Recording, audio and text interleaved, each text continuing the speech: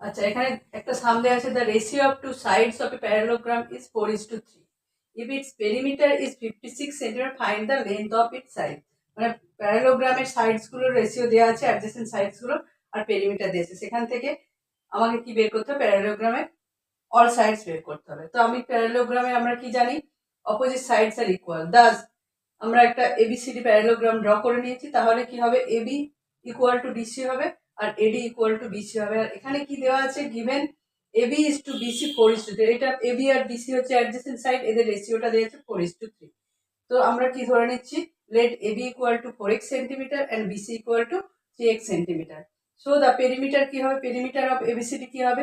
আমাদের all sides এর সাম করলে যতগুলো সাইড থাকবে তাদের সামটাই হবে পেরিমিটার। তার মানে কি হবে? AB plus BC plus CD plus DA. এবারে এবি সমান কত আছে? 4x সেন্টিমিটার, বিসি সমান কত? 3x সেন্টিমিটার, আর ডিসি যেহেতু এবির সাথে ইকুয়াল সেটা হবে 4x সেন্টিমিটার, আর এডিটা বিসির সাথে ইকুয়াল সেটা হবে 3x সেন্টিমিটার। অ্যাড করে আমরা কত পাচ্ছি? 14x centimetre. কিন্তু আমাদের গিভেন পেরিমিটার ইজ 56 সেন্টিমিটার, তার মানে আমরা অ্যাকর্ডিং টু কোশ্চেন লিখতে পারি 14x ইকুয়াল টু 56।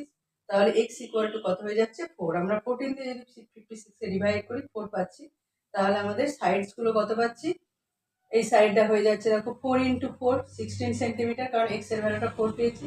তাহলে এটা 16 সেন্টিমিটার, এটা হবে কত? 4 ইন্টু 3 12 সেন্টিমিটার। এবারে এর অপোজিট যেহেতু এটা ইকুয়াল, তাহলে এটাও 16 সেন্টিমিটার, এটা 12 সেন্টিমিটার, মানে এটাও 12 সেন্টিমিটার। তাহলে আমরা কি পেয়ে গেলাম? অল সাইডস পেয়ে গেলাম। ওকে।